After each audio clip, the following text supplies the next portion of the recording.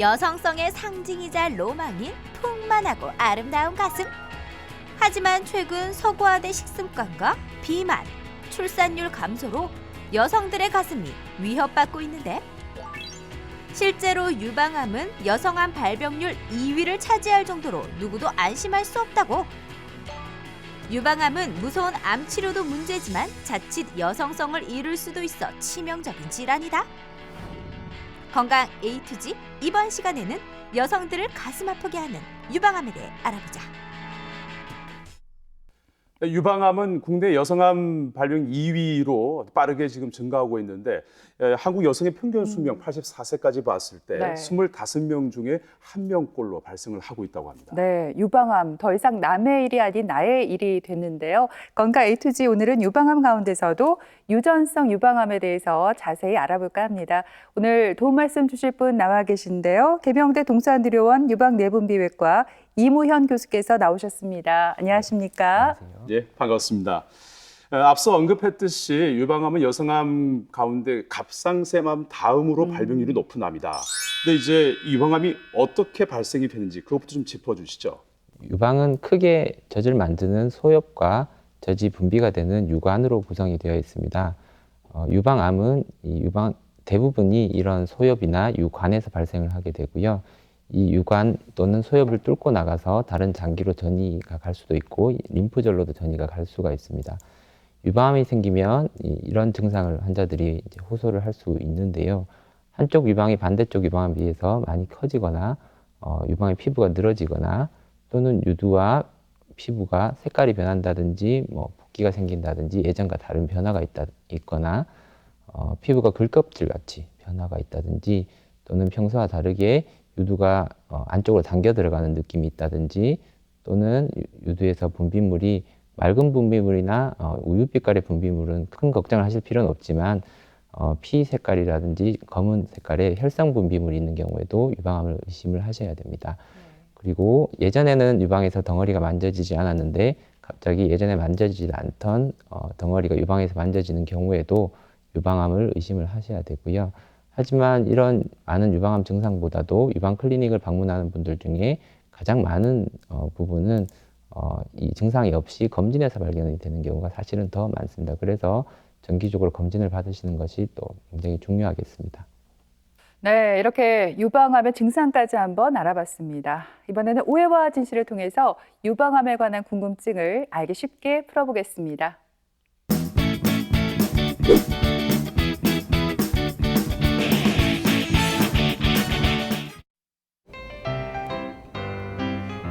아 맞다. 언니. 왜요?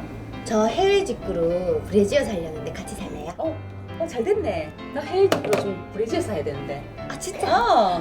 잘 됐네. 언니랑 통하는 것도 있네. 그렇네요. 아니 왜 해외 직구로 사는데 그냥 집 앞에 소금 가게 가서 사면 되지. 좀 모르겠나. 와 이렇게 살고도 모르겠나? 도무지 모르겠는데. 이 동생은 말이다. D컵이라서 해외 직구로 사는 게 좀 좋거든. 아 D컵. 그래? 어디 보나? 변태가. 야 오빠가 동생 거 볼 수도 있지. 뭐 변태는 무슨 변태요? 큰 아가씨 말고 자기야. 근데 내가 해외 직구로 사는지 안 사는지 그걸 모르면 자기가 그걸 모르면 되겠나? 아니 그래 선미는 그렇다 치자. 자기는 왜 해외 직구로 사는데? 요즘도 D가 있나? 난 E컵이잖아. E컵. 언니 E컵이었어요? 그럼요. 맞네. 딱 봐도 언니 E컵이네. E컵. 그래서 우리가 해외 직구로 사야 되잖아요. 그렇지. 국내에서는 살 수가 없어. 그래서 일본 아니면 미국으로 그렇지. 바로 배송해야 될 걸. 가슴 작은 사람들은 이 가슴 큰 사람들의 고충을 몰라요. 모르지. 일단은 너무 무거워. 너무 무겁다 보니까 아이고 허리가 아파. 아이고 허리야. 어깨도 구부정해질 수밖에 없다니까. 이렇게 좀 피고 살아야 되는데 아이고 너무 무거워. 그러니까. 그런데다가 클로스백을 못 매겠어. 너무 부각돼서. 정말 언니 진짜 내 맘 잘하네. 정말 똑똑하다. 어떻게 그런 걸 다 잘할 수가 있어? 그러니까 겪어봤거든. 진짜. 또 그것만 있어요? 뭐? 가슴 골에 땀이 나서. 땀띠. 그리고 언니 위넥을 못 입겠어. 그러니까요. 너무 부각되니까. 내가 운동을 안 하는 이유가 있잖아요. 뛰면은 나 미쳐버린다니까. 공감. 어쩜 이렇게 언니가 이렇게 나랑 통할 때가 있지? 진짜 신기하네. 완전 신기하다.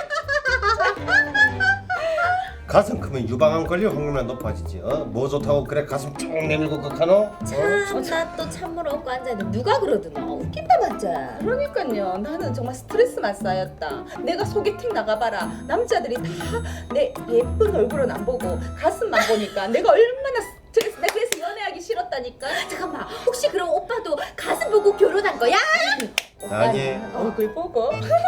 아니 근데 가슴 큰 거랑 유방암이랑 무슨 상관인데 상관없거든. 시비 걸 거면 제대로 좀 시비 걸래? 야 생각을 해봐. 이 부피가 커. 그러면 걸릴 확률이 당연히 높은 거 아이가? 뚱뚱한 사람이 비만인 사람이 당뇨 걸리는 확률이랑 똑같은 거거든.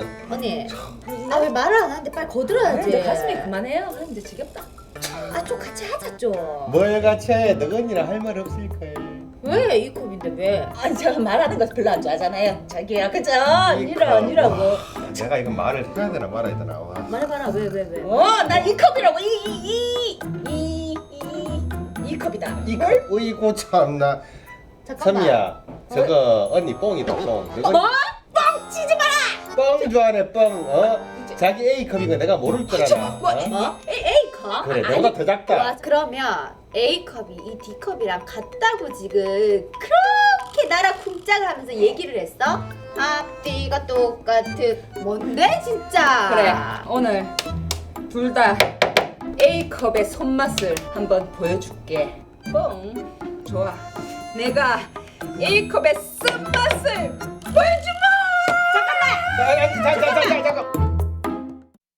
오해와 진실 첫 번째 질문입니다. 가슴이 크면 유방암에 걸릴 확률이 높단데요. 과연 이 문제 정답이 궁금한데 올까요, X일까요? 정말 안타깝지만 정답은 O가 아닐까요? 왜냐하면 이 유방이 크면 그만큼 암에 걸릴 확률도 높아질 것 같아요. 표현이 좀 그렇습니다만 이제 부피가 좀 크다 보면 아무래도 그만큼 확률이 높아질 것 같거든요. 이건 제가 정확히 알 것 같은데 정답은 X입니다. 이 유방의 크기가 크면 유방암에 걸릴 확률이 높아진다는 건 속설일 뿐이거든요. 사실 유방암은 유방의 크기보다는 비만과 더 밀접한 관련이 있는데 철원 씨 논리가 맞으려면 유방 축소 수술을 했을 때 유방암에 걸릴 확률이 떨어져야 된다는 거거든요. 근데 이건 좀 말이 안 되는 것 같은데 교수님 누구 말이 맞나요? 네, 이번 문제는 지연 씨가 아주 정확하게 맞췄습니다.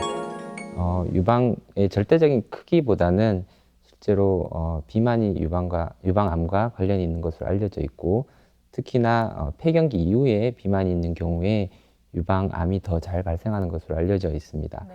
그리고 관련이 있을 수 있는 부분은 유방암의 크기보다 유방의 밀도가 높을수록 유방암이 더 잘 발생하는 것으로 알려져 있습니다. 네. 네. 유방의 크기보다 비만이 유방암의 위험도를 더 높인다 그런 말씀이신데 네. 그 유방암의 발병률이 점점 높아지고 있지 않습니까? 그 원인은 어디에 있을까요? 네, 여기 그래프를 보시면 1999년부터 2014년까지 저희 실제로 우리나라에서 유방암 발병 수를 이제 조사를 하기 시작한 게 1999년이었는데요. 약 15년 사이에 1999년에 약 6천 명 정도가 유방암이 발생을 했다면 이 가장 마지막에 조사된 2014년에는 2만 명 이상 유방암이 1년 동안 발병을 하고 있습니다. 거의 3배가 넘는 유방암 환자 수의 증가가 있었는데요. 이러한 유방암의 증가는 여러 가지 생활습관 변화와 관련이 있는 것으로 알려져 있습니다. 출산율이 예전보다 많이 감소하고 결혼 연령이 예전에 비해서 증가하고 그리고 초경 연령이 감소하고 예전에 비해서 1인당 하루 칼로리 섭취가 많이 증가하는 것이 이런 서구적인 생활 습관의 변화가 유방암의 증가와 관련이 있는 것으로 알려져 있습니다. 그 외에 유방암의 발생과 관련이 있는 요인들로는 이 앞에서 보여드렸던 생활 습관의 변화뿐만이 아니라 여러 가지 환경적인 요인 그리고 예전에 방사선 치료를 받았다든지 방사선 조사를 한 기왕력이 있다든지 또는 나이도 연관이 있을 수 있는 것으로 알려져 있고 그리고 대표적인 여성 호르몬인 에스트로겐 분비와도 유방암이 관련이 있습니다. 방금 교수님께서 설명하실 때 유방암의 여러 이제 요인들 말씀을 해주셨잖아요. 그중에 이제 하나로 유전에 대해서 말씀을 해주셨어요. 그러면 교수님, 이 유방암은 다른 암에 비해서 유전될 확률이 높은 암으로 저희가 봐야 될까요? 그런 인식을 많이 가지고 계시는 경우가 사실은 많은데요. 유방암이 다른 암에 비해서 사실은 연구가 굉장히 많이 되어 있는 암입니다. 그래서 이 유전성 유방암이라는 얘기도 아마 많이 들어보셨을 텐데요. 예전에 다른 암에 비해서 이 유방암 유전자에 대한 연구가 굉장히 많이 되어 있어서 유전성 유방암이 많다고 이제 인식을 하고 계시는 것 같고요. 실제로 전체 유방암 중에 유전성 유방암은 한 5에서 7% 정도로 알려져 있습니다. 대부분을 차지하는 것은 산발성 유방암이라고 해서 이런 가족력이나 유전자와 관계없는 유방암이 대부분이고요. 그 다음으로 많은 것은 가족성 유방암인데, 가족성 유방암은 같은 환경이라든지 같은 위험 민자에 노출된 경우에 가족성 유방암이라고 얘기를 할 수 있고 15% 정도를 차지하고 있습니다. 그 다음 가장 적은 부분을 차지하는 것이 사실은 유전성 유방암이고 전체 유방암의 5에서 7% 정도를 차지하고 있습니다. 이런 유전성 유방암과 관련 있는 유전자는 사실 굉장히 많습니다. 하지만 그 중에서 가장 많은 부분을 차지하는 것은 여기 붉은색 부분으로 보이는 BRCA1 유전자와 BRCA2 유전자가 가장 많이 차지하고 있고요. 전체 유전성 유방암의 절반에서 약 70% 이상을 차지하고 있습니다. 이 BRCA 유전자는 흔히 브라카 유전자라고도 읽기도 합니다. 이 브라카 유전자는 원래는 굉장히 좋은 유전자이고요. 우리 몸 안에서 혹시 어떤 유전자에 손상이 있다면 그 손상된 유전자를 고쳐주는 아주 좋은 일을 하는 유전자입니다. 하지만 이 브라카 유전자에 이상이 생기면 우리 몸에 유전자 이상이 생겼을 때 적절하게 고쳐주지를 못해서 이 유방암뿐만 아니라 난소암이나 다른 암들이 많이 발생을 할 수 있습니다. 이 비유전성 암인 경우에는 여기 그림에서 보시는 것처럼 우리 몸에는 보통 동일한 염색체가 두 가지가 있고 동일한 부위에 같은 유전자가 두 군데 존재하고 있습니다. 그러면 암이 발생하는 것은 일반적으로 한 가지 유전자에 먼저 변이가 생기고 같은 부위에 동일한 유전자에 또 한 가지 변이가 더 생기는 경우에 암이 발생하는 것으로 알려져 있는데요. 유전성 유방암인 경우에는 부모로부터 한 가지 유전자의 변이를 가지고 태어나기 때문에 나머지 한 가지 유전자만 변이가 생겨도 쉽게 암이 발생을 할 수 있습니다. 그래서 유전성 유방암이 비유전성 유방암에 비해서 조금 더 어린 나이에 유방암이라든지 여러 가지 암이 발생을 할 수 있습니다. 이러한 유전자는 실제로 브라카 유전자의 변이가 있으면 유방암과 난소암이 여성에서만 생기는 이러한 암들이 많이 발생하기 때문에 어머니로부터만 이런 유전자를 물려받지 않을까 생각하시는 경우가 많이 있는데요. 여기 그림을 보시면 실제로 아버지에게 유전자의 변이가 있어도 남자들에게서는 이러한 암이 많이 발생하지 않기 때문에 잘 모르고 지내다가 이 유전자를 물려받은 그러니까 딸에게는 이런 난소암이나 유방암이 많이 발생할 수 있습니다. 그래서 실제로 이런 유전자 변이는 어머니 그리고 아버지 공이 절반의 확률로 유전될 수 있습니다. 네, 오늘 주제가 유전성 유방암이잖아요. 저는 유전성 유방암 하니까 안젤리나 졸리가 바로 떠오르더라고요. 안젤리나 졸리가 유전자 검사를 통해서 이 브라카 유전자 변이를 확인했고 또 유방암 절제술을 받았는데 안젤리나 졸리도 피해가지 못한 이 브라카 유전자 변이 저는 생각만 해도 좀 무섭거든요. 교수님 어떠신가요? 네, 맞습니다. 이 안젤리나 졸리가 어떻게 보면 저희 유방암을 전공하는 의사들에게서는 굉장히 좋은 역할을 했다고 생각합니다. 기존에 환자들이 많이 몰랐던 이 유전성 유방암에 대해서 많이 알려지는 계기가 되었는데요. 미국에 잘 알려진 여배우인 안젤리나 졸리는 BRCA 1번 유전자의 변이를 가지고 태어났습니다. 이 안젤리나 졸리가 이러한 유전자 검사를 하게 된 계기는 가족 중에 여기 보여드리는 것 외에도 굉장히 많은 가족들에게서 유방암과 난소암이 발생을 했었고 실제로 어머니와 외할머니 그리고 이모가 유방암이나 난소암 때문에 사망한 가족력이 있습니다. 네. 이러한 가족력 때문에 이 안젤리나 졸리는 유전자 검사를 받게 됐고 실제로 이 BRCA 1번, 브라카 1번 유전자에 변이가 있는 것을 확인을 하고 이 예방적으로 양쪽 유방과 양쪽 난소를 절제한 것으로 굉장히 잘 알려져 있습니다. 실제로 이 유전성 유방암일 가능성이 높은 고위험군은 여기 화면에 보여드리는 내용과 같습니다. 유방암이나 난소암의 가족력이 있는 유방암 환자라든지 40세 이전에 유방암이 발병된 경우, 그리고 유방암 환자 본인에서 난소암이 동반된 경우, 그리고 양측 유방에 모두 유방암이 발생한 경우, 그리고 남성에게서 유방암이 발생한 경우에는 유전성 유방암의 고위험군으로 분류를 하고 이러한 경우에는 유전자 검사를 받으시도록 권고하고 있습니다. 실제로 유전자 검사 비용이 사실은 많이 부담이 될 수 있는 가격인데요.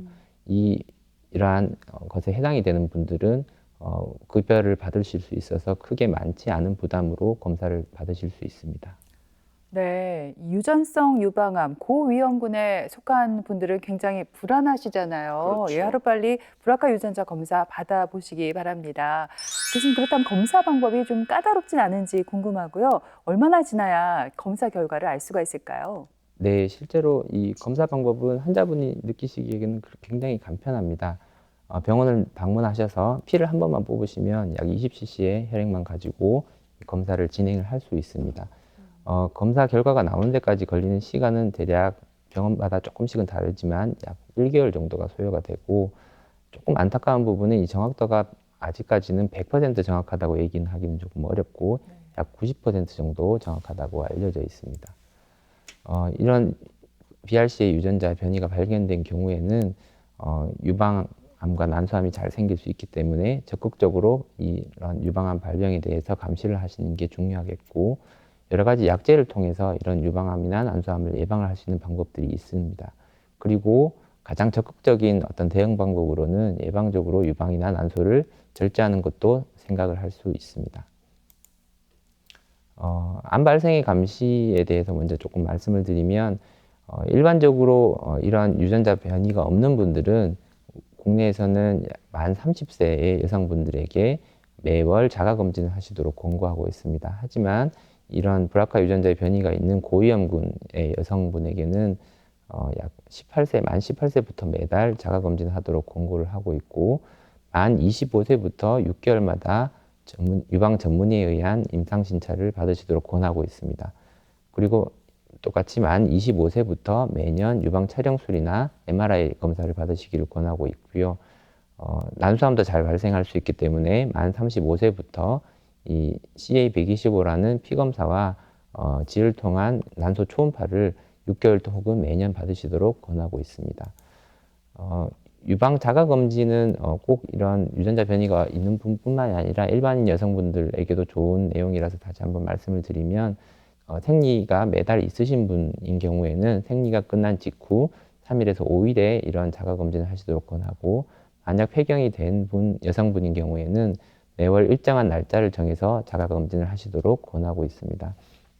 가장 하기 좋은 방법은 보통 샤워를 하실 때 거울을 보시면서 이런 양쪽 유방의 모양의 차이가 크지는 않은지, 비정상적으로 불룩한 혹이 있지는 않은지, 또 아까 말씀드린 분비물이 있거나 또는 피부나 어떤 유두가 안으로 당겨 들어간 느낌이 들지는 않는지, 그리고 피부가 귤껍질처럼 변하지는 않았는지 등을 관찰을 하시는 게 좋겠고, 또 누워서 다시 한번 검사할 쪽 유방의 팔을 위쪽으로 올리고 반대쪽 손을 이용해서 찬찬히 만져지는 혹이 있지는 않은지 매달 자가검진을 하시는 것이 좋겠습니다.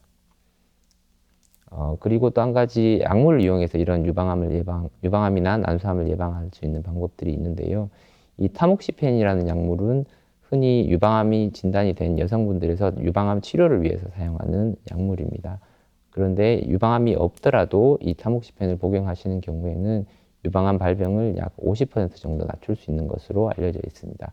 하지만 이 폐경 이전의 여성분이 이러한 약물을 드셨을 때는 갱년기 증상이 생길 수 있고, 장기적으로는 자궁 내막암이라든지 혈전증의 위험을 높이는 것으로 알려져 있습니다. 그리고 피임약을 드시는 것은 난소암의 발병률을 약 50% 정도 낮추는 것으로 알려져 있는데요. 한 가지 우려스러운 부분은 이런 피임약을 장기간 드시는 것이 유방암 발생을 높일 수도 있다는 우려가 있어서 아직까지는 조심스럽게 고려를 하는 것이 좋겠습니다.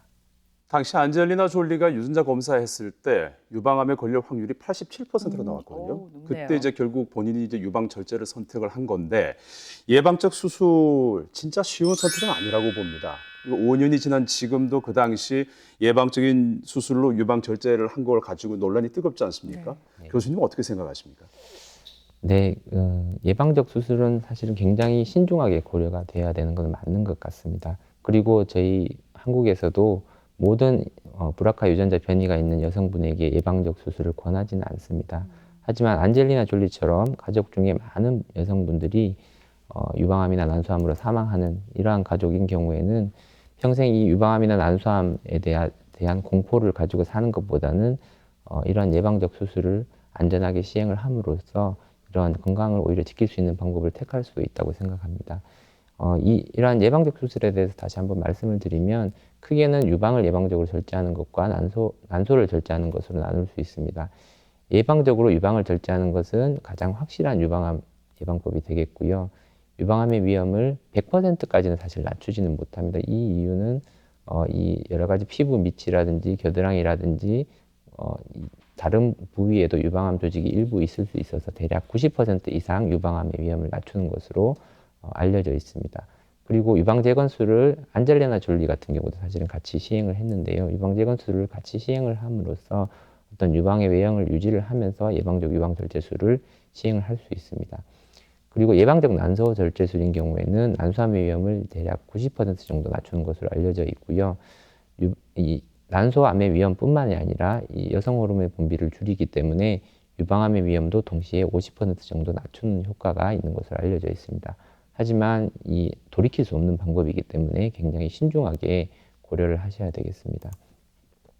예방적으로 유방절제술을 하는 방법은 가장 전통적인 방법은 여기 아래 그림에서 보시는 것처럼 이제 피부와 유두를 포함해서 이 유방 조직을 모두 절제를 하게 되고 실제로 이렇게 수술을 했을 때는 이제 이 긴 흉터가 남고 이 밋밋한 형태의 상처가 남게 됩니다. 하지만 요즘에 대부분 많이 하고 있는 방법들은 여기 아래쪽에 두 가지의 그림에서 보시는 것처럼 대부분의 피부를 보존을 하거나 아니면 유두를 포함한 모든 피부를 보존을 하고 이 유방을 안전하게 절제를 하고 난 다음에 유방을 재건을 하는 방법들을 많이 시행을 하고 있고요. 실제로 굉장히 안전하게 시행을 할 수 있고 그러면서 건강을 지키면서도 유방의 모양을 잘 유지를 할 수 있습니다. 유방암 환자에서 실제로 유방암으로 진단된 브라카 변이가 있는 여성인 경우에는 한쪽 유방암이 이미 발생을 했지만 반대측 유방에서도 대략 60% 정도에서 유방암이 다시 발생을 할 수 있는 것으로 알려져 있습니다. 그래서 만약에 이 유방암이 진단된 당시에 그리고 수술 직전에 이런 브라카 유전자 변이의 유무를 알 수 있다면 그리고 이 유전자 변이가 있는 경우에는 반대쪽 유방을 같이 절제하는 것도 충분히 고려를 하실 수가 있고요. 예전에는 이런 것들을 하고 싶었어도 사실 이런 비용적인 문제 때문에 반대측 예방 절제도 문제지만 어떤 재건술을 하는 것 자체가 굉장히 많은 비용이 발생하기 때문에 좀 선택하기가 쉽지 않았었는데요. 작년 10월부터 굉장히 좋은 소식인데 반대측 유방 절제술에 대한 보험급여도 적용이 되어서 조금 더 쉽게 고려를 할 수 있지 않을까 생각합니다. 네, 그런가 하면요, 교수님. 이 브라카 유전자 변이를 가진 사람의 경우 일반인보다 암 검진을 더 철저하게 받아야 된다고 하더라고요. 그 이유가 궁금하고요. 또 이미 유방암에 걸린 환자라면 브라카 유전자 검사를 굳이 받아야 되나 이런 생각이 드는데 꼭 받아야 하는 이유가 있다면서요?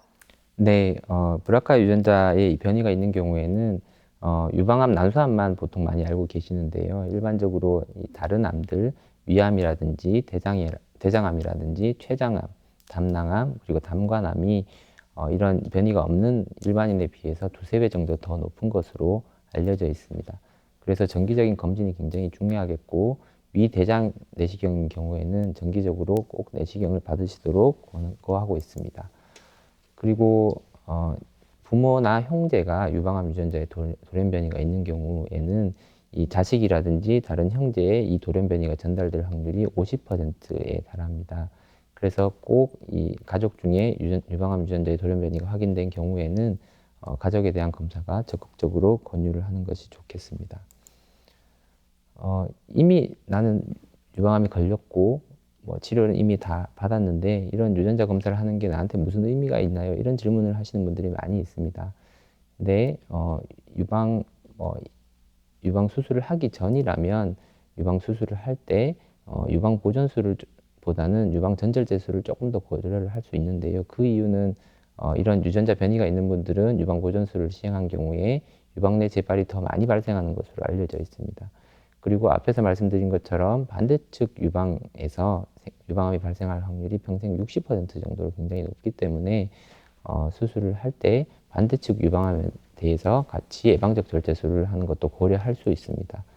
그리고 일반적으로 유방암 환자라 하더라도 이런 유전자 변이가 없는 경우에는 난소암 검진을 일반적으로 자주 시행하지는 않습니다. 그런데 이런 유전자 변이를 알게 되는 경우에는 난소암에 대해서 조금 더 적극적으로 검진을 할 수 있고 아까 경우에 따라서는 예방적으로 수술도 고려를 할 수 있는 어떤 기회를 얻을 수가 있고요.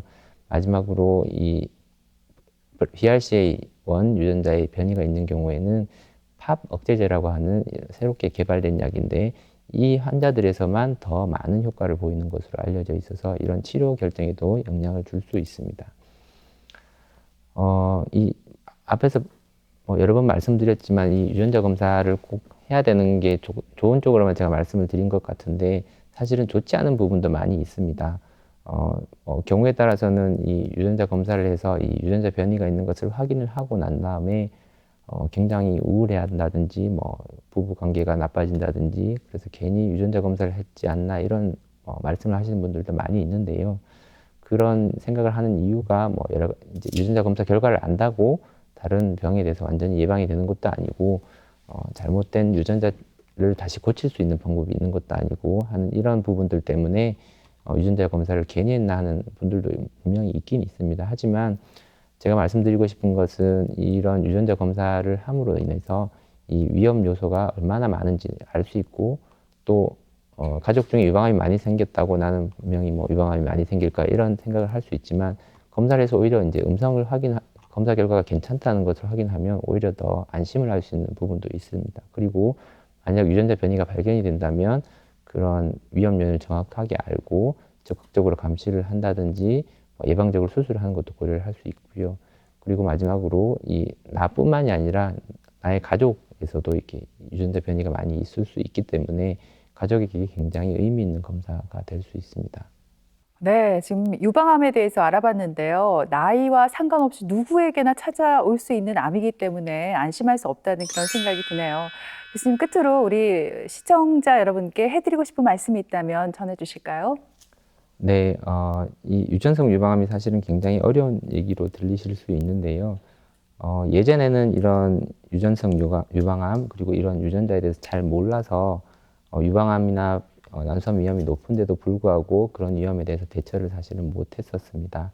하지만 이런 유전자 검사를 통해서 지금은 이런 암의 위험도가 얼마나 되는지를 정확히 알고 그것에 대처함으로 인해서 이 건강도 지키면서 여러 가지 가족의 건강을 동시에 지킬 수 있는 이런 계기가 됐으면 좋겠습니다. 네, 이 유방암은 여자라면 누구나 참 안심할 수 없는 병이죠. 그렇죠. 심한 경우에 가슴을 잃을 수도 있으니까 두려움의 대상일 건데 지금 특별한 이상이 없더라도 정기 검진 꼭 받아보시기 바랍니다. 네, 또 특히 유방암이나 난소암에 가족력에 있는 분들이라면 브라카 유전자 검사를 꼭 한번 받아보시기 바랍니다. 지금까지 이 시간 도움 말씀에 계명대 동산의료원 유방내분비외과 이무현 교수께서 수고해 주셨습니다. 네, 고맙습니다.